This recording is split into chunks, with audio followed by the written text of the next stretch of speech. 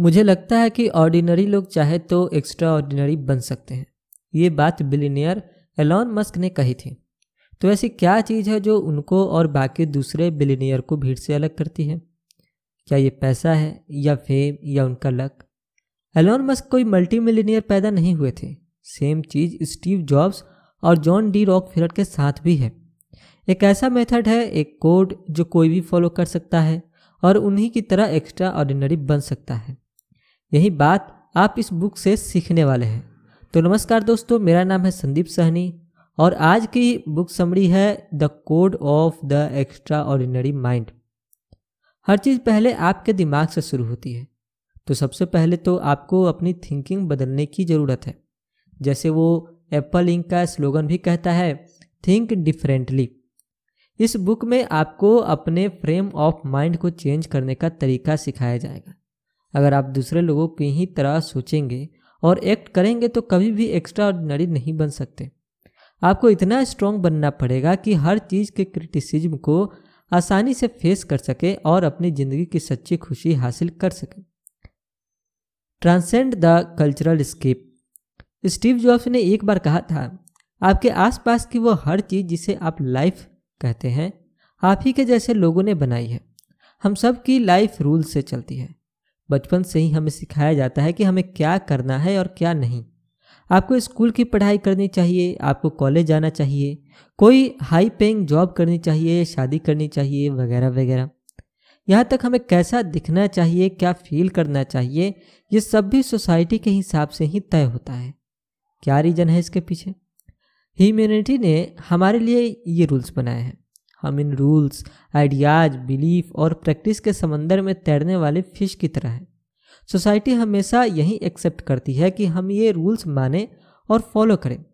मगर पॉइंट ये है कि अब ये रूल्स बहुत ज़्यादा आउटडेटेड हो चुके हैं।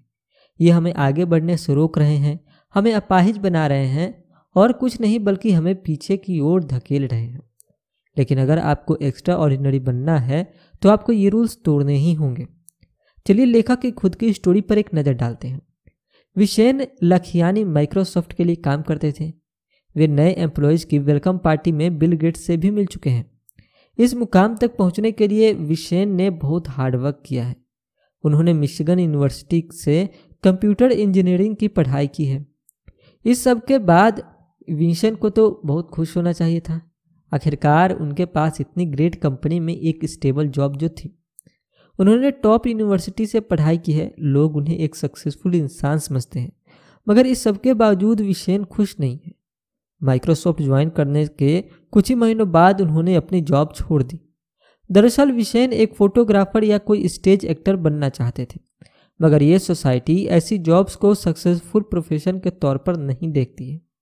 लोग अक्सर कहते हैं कि फोटोग्राफी या एक्टिंग में कोई पैसा नहीं है।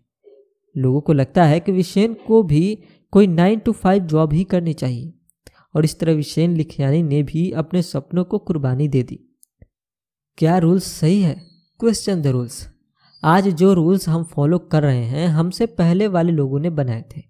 अगर देखा जाए तो ये रूल्स कुछ नहीं है, बस लोगों की ओपिनियन है और हम सिर्फ इसलिए उन्हें फॉलो करते हैं क्योंकि ये हमारे पैदा होने से भी पहले से चले आ रहे हैं।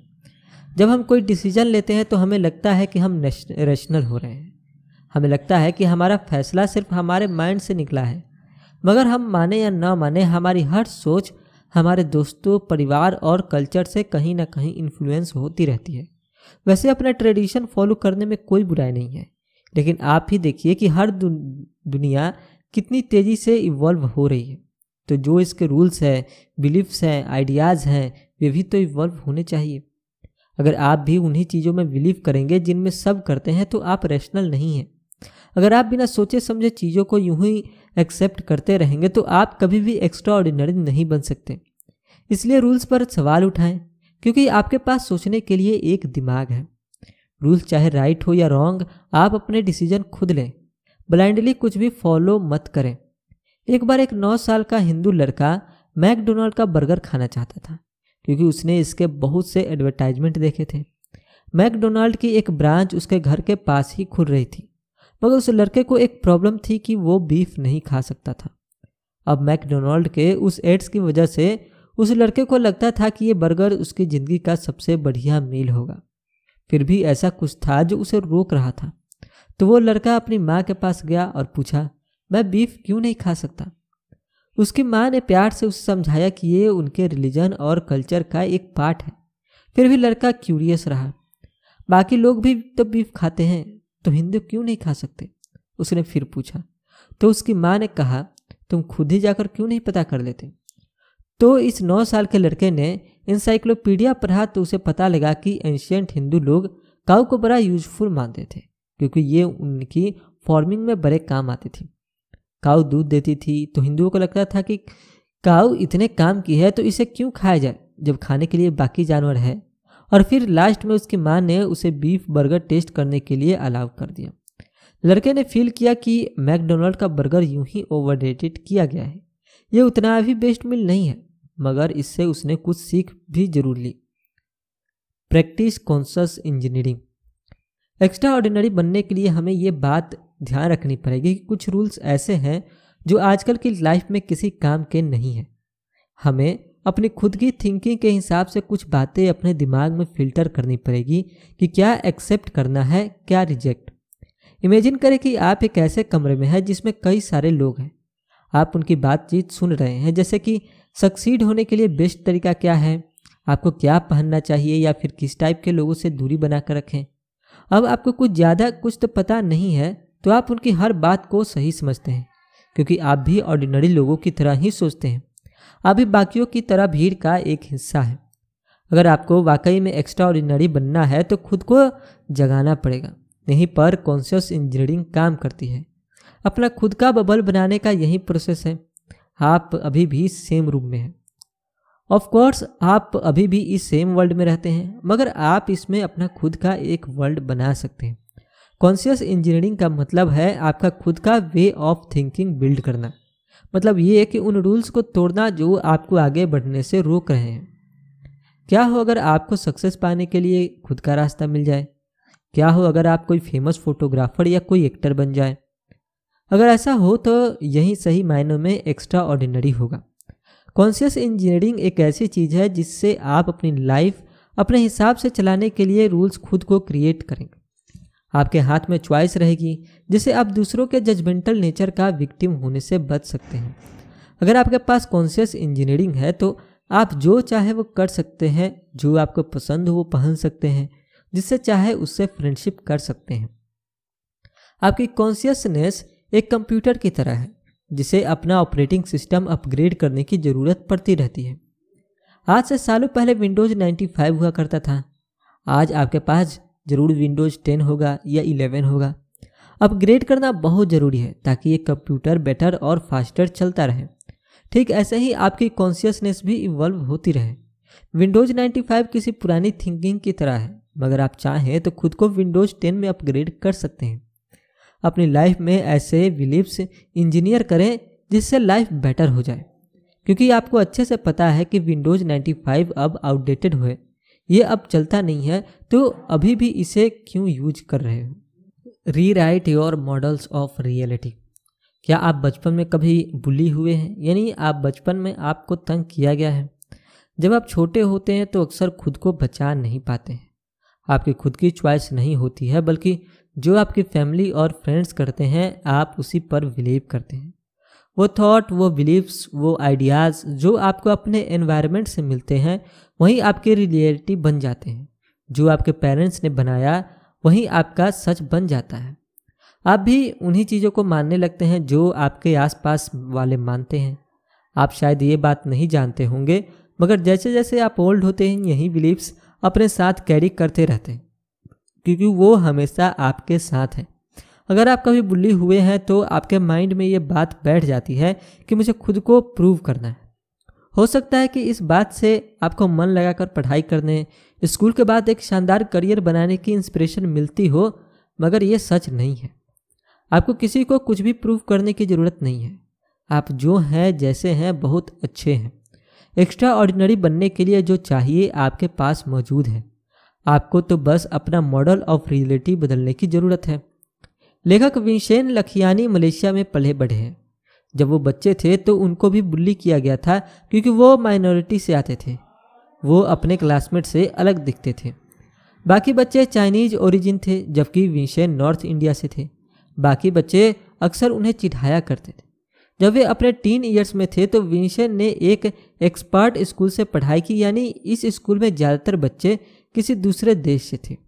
वहाँ बाकी बच्चों के साथ उनको नॉर्मल फील होता था, लेकिन उनकी एक दूसरी प्रॉब्लम थी। अपने टीनेज में उन्हें सेवियर एक्ने की प्रॉब्लम हो गई थी, जिसके चलते लोग उनको पिंपल फेस भी बुलाते थे। इससे उनका सेल्फ स्टीम बहुत लो हो गया था। वो खुद को मोटे चश्मों के पीछे छुपाने की कोशिश किया करते थे।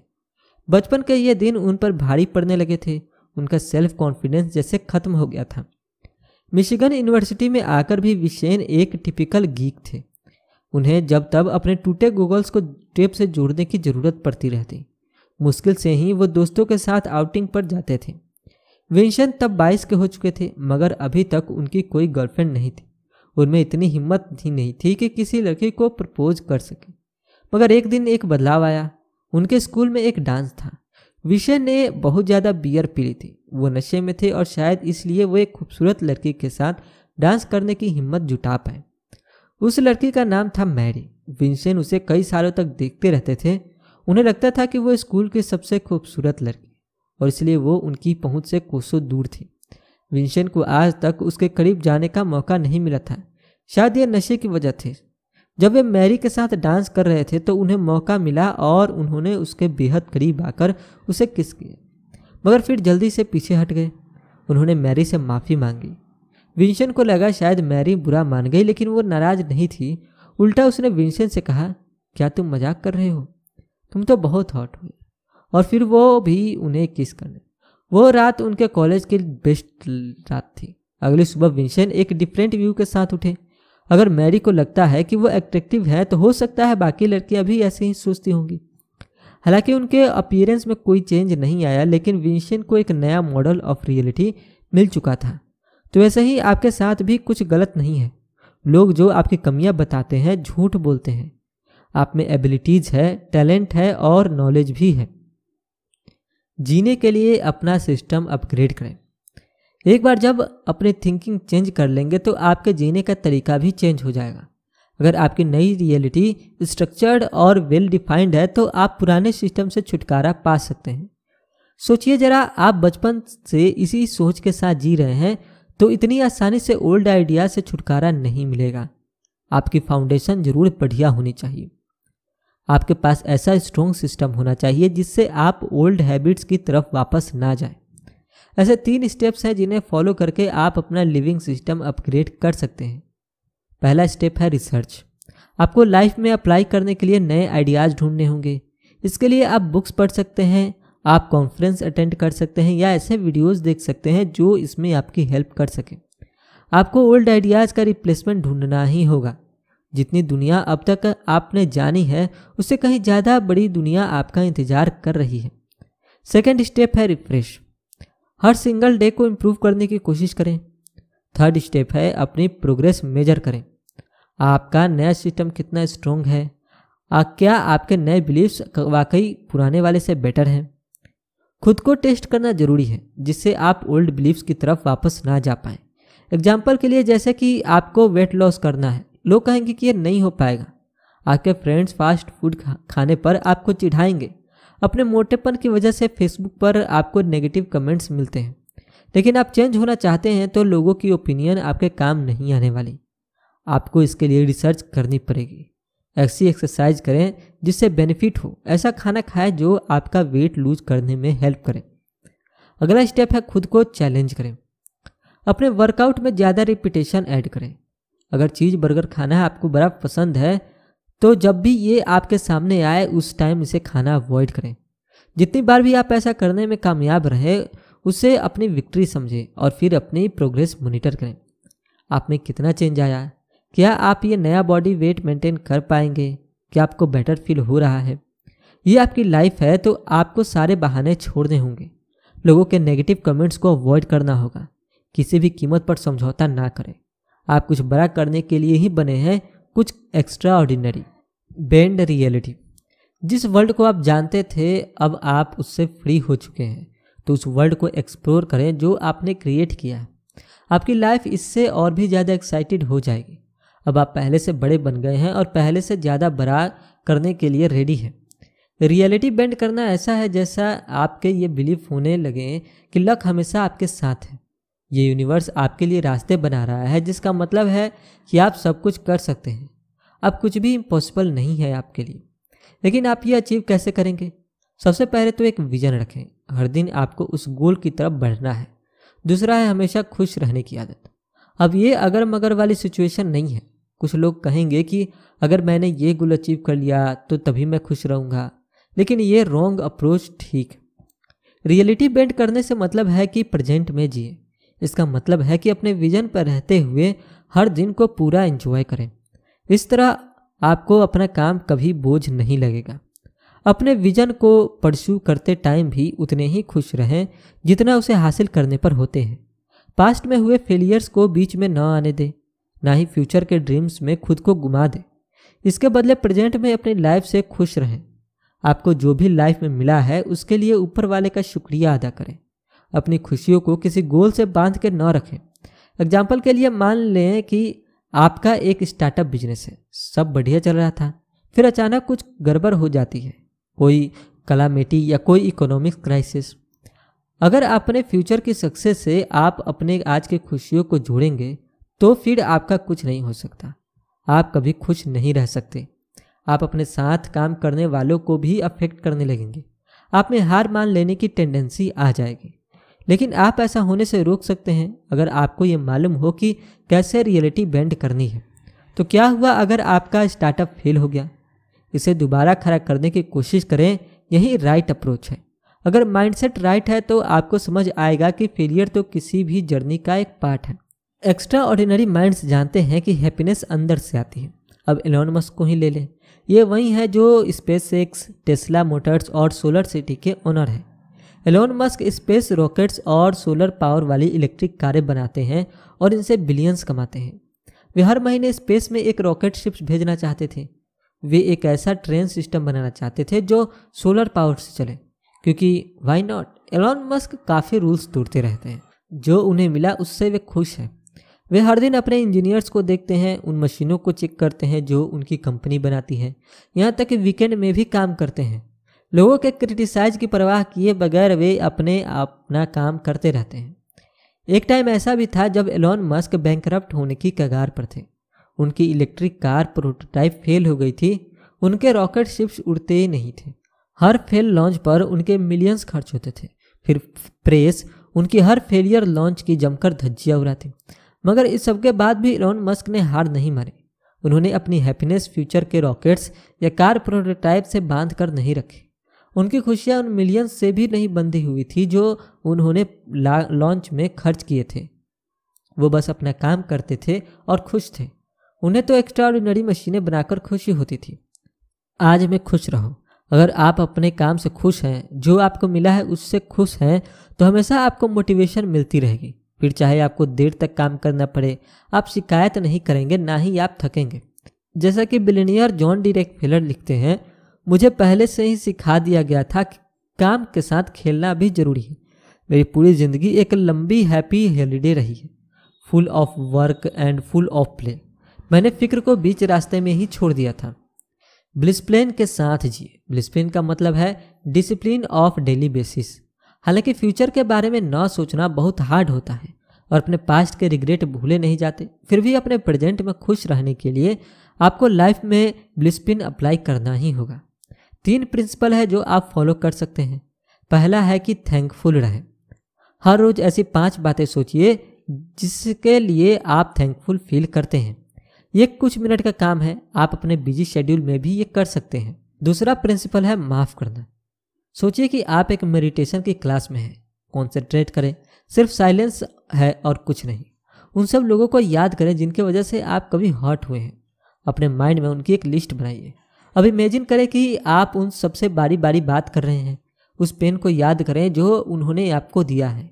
अब इसके बाद खुद से पूछिए, मैंने उस आदमी के साथ अपने एक्सपीरियंस से क्या सीखा? मेरे इस एक्सपीरियंस से मेरी लाइफ में क्या चेंज आया? और अब थर्ड प्रिंसिपल है टू गिव। खुशियाँ बांटने से बढ़ती है। जब आप अपनी हैप्पीनेस को कंट्रोल कर लें तो इससे दूसरों के साथ भी बांटें, दूसरों को भी खुशियाँ दें। अपने वर्कमेट्स को पॉजिटिविटी के साथ अप्रोच करें।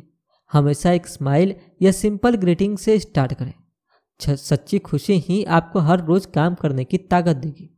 अब आते हैं इस समरी के कंक्लूजन पर। तो इस बुक समरी में हमने रूल्स ब्रेक करने सीखे जो हमें रोकते हैं, हमारी एबिलिटी लिमिट करते हैं। आपने नए बिलीव्स क्रिएट करना भी सीखा जिससे आपकी लाइफ इम्प्रूव होगी। आपने ये भी सीखा कि कैसे खुशी से अपना काम करें। अब आपको ये हैप्पीनेस दूसरों के साथ शेयर करनी है। एक्स्ट्रा ऑर्डिनरी लोग खुद को बाकियों से दूर नहीं करते बल्कि बदले में वे उनको भी एक्स्ट्रा ऑर्डिनरी बनने में हेल्प करते हैं। दूसरे लोगों की लाइफ इंप्रूव करना उनका विजन बन जाता है। वे लोगों को खुश रखना चाहते हैं जैसे वे खुद अपनी लाइफ में खुश हैं। वर्ल्ड में सबसे ज़्यादा एक्स्ट्रा ऑर्डिनरी लोगों का कोई करियर नहीं होता। उनके पास तो सिर्फ एक चीज़ होती है, कॉलिंग। स्टीव जॉब्स मशीनें बनाकर बिलियंस नहीं कमाना चाहते थे। ठीक यही बात एलोन मस्क और बिल गेट्स के साथ भी है। सक्सेस, फेम और पहचान उनकी अचीवमेंट का बाई प्रोडक्ट्स हैं। उन्होंने ये सब पैसे के लिए नहीं किया। मगर आपको दुनिया को लूट कर बिलियनियर बनने की ज़रूरत नहीं है।